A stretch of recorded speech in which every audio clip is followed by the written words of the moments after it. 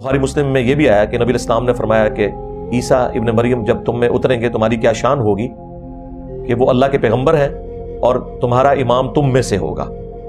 جو امامت والا معاملہ ہوگا وہ امام محمد مہدی رضی اللہ تعالیٰ عنہ علیہ السلام امامت کروائیں گے عیسیٰ ابن مریم کی اجازت سے. پھر ایک اور حدیث ہے بخاری اور مسلم کے اندر، نبی صلی اللہ علیہ وآلہ وسلم نے فرمایا کہ دجال کے ماتھے کے اوپر کافر لکھا ہوگا، لیکن وہ کاف فا اور را اس طرح ایبریویشن کے اندر لکھا ہوگا. اہل ایمان تو پڑھ لیں گے، پہچان لیں گے. باقی جن کی قسمت میں گمراہی لکھی ہے وہ اسے پہچان نہیں سکیں گے.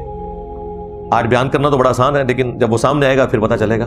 ہو سکتا ہے یہ لوگ تعویل کریں کہ یہ کافر نہیں لکھا ہوا، یہ کاف سے کشف ہے، فا سے فیض ہے اور را سے روحانیت ہے. یہ تو جس بابے کو بھی وہ کرتب کرتے ہوئے دیکھتے ہیں نا اس کے سامنے گر پڑتے ہیں. جبکہ بخاری مسلم میں آیا کہ ایک مؤمن کھڑا ہوگا دجال کے مقابلے کے اوپر، وہ کہے گا تو دجال ہے کیونکہ میرے نبی کی حدیث مجھے پہنچی ہے. وہ کہے گا دیکھو میں تو زمین سے سبزہ اگا رہا ہوں، آسمان سے بارش برسا رہا ہوں اور تجھے بھی قتل کر کے تجھے زندہ کر لوں گا. وہ اسے قتل کرے گا، 2 ٹکڑے کر کے دوبارہ زندہ کر لے گا. اس سے بڑی تو کوئی چیز نہیں تھی نا. نبی اسلام کہتے ہیں کہ پھر وہ اس سے کہے گا کہ مجھ پر ایمان لا. وہ کہے گا کہ تو دجال ہے کیونکہ میرے نبی کی حدیث مجھے پہنچی ہے. اب مجھے بتائیں کہ یہ بابوں کا ماننے والا کوئی ہو سکتا ہے؟ اس نے تو کہنا ہے یہ تو عبد القادر جیلانی پارٹ 2 آ گیا. ہاں وہ بھی ان کی طرف غلط بات منسوب ہے. انہوں نے کہیں کو مردہ نہیں زندہ کیا، ان بیچاروں کو تو پتہ ہی نہیں. ان کے تو فرشتوں کو بھی نہیں پتا ہوگا کہ ان کے ساتھ کیا کیا انہوں نے. یہ جو قرآن و سنت کے اوپر بات کرتے ہیں، یعنی وہ بابی نہیں ہوگا، کتابی ہوگا، کتابوں کا ماننے والا مسلم ہوگا، بابی مسلم نہیں ہوگا. پھر نبی اسلام کہتے ہیں کہ وہ دوبارہ قتل کرنے کی کوشش کرے گا تو وہ قادر نہیں ہوگا اس کے قتل کے اوپر. پھر وہ اسے اٹھا کے اپنی جہنم میں پھینک دے گا جو اس کے ساتھ ایک جنت اور جہنم چل رہے ہوں گے. اب اس کی تفصیلات نہیں بتائے گی، لیکن ایکچولی وہ جا کے جنت میں نکلے گا اور وہ اس وقت کا سب سے بہترین شہید ہوگا، سید الشہداء، کیونکہ اس نے کلمہ حق بلند کیا ہوگا. پھر ایک اور بڑی انٹرسٹنگ حدیث ہے بخاری اور مسلم میں کہ جب آخری فیصلہ کن جنگ ہوگی مسلمانوں اور یہودیوں کی، ظاہر کرسچنز تو اسلام قبول کر لیں گے عیسیٰ ابن مریم کی وجہ سے، تو اگر کسی درخت یا پتھر کے پیچھے بھی کوئی یہودی چھپا ہوگا نا تو اللہ تعالیٰ اس درخت اور پتھر کو زبان دے گا. یہ میدان جنگ کی بات ہو رہی ہے، عام حالت کی نہیں ہے.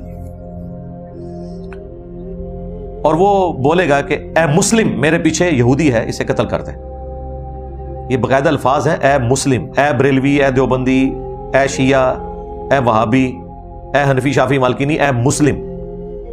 نبی اسلام نے فرمایا ایک درخت ہے غرقد کا، ایک بہت بڑی جھاڑی ہوتی ہے، اس میں کئی بندے بھی چھپ جائیں وہ نظر نہیں آتے، بڑی گھنی قسم کی جھاڑی. وہ یہودیوں کا درخت ہے، وہ ان کو پناہ دے گا جس کی کاشت وہ کرتے ہیں بڑی کثرت کے ساتھ. اس کے پیچھے یہ ریزن بھی ہو سکتی ہے اور ٹیکنیکل ریزن بھی ہے، وہ ریگستان میں اتنی بڑی اور کوئی جھاڑی نہیں ہے جو اتنی سخت جان ہو جو اگ سکے، اس وجہ سے بھی.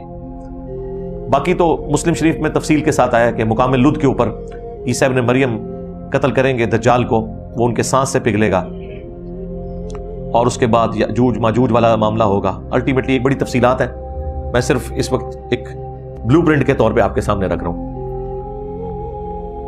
اب ایسی صورتحال کے اندر ہم نے اس فتنے سے کیسے بچنا ہے، تو اس کے حوالے سے ایک تو وہ حدیث جو بخاری مسلم دونوں میں ہے کہ نبی علیہ السلام نے حکم دیا کہ ہر نماز کے تشہد میں 4 چیزوں کے اگینسٹ اللہ تعالیٰ کی پناہ آپ نے طلب کرنی ہے. اللہم انی اعوذ بک من عذاب جہنم ومن عذاب القبر ومن فتنة المحیا والممات ومن شر فتنة المسیح الدجال.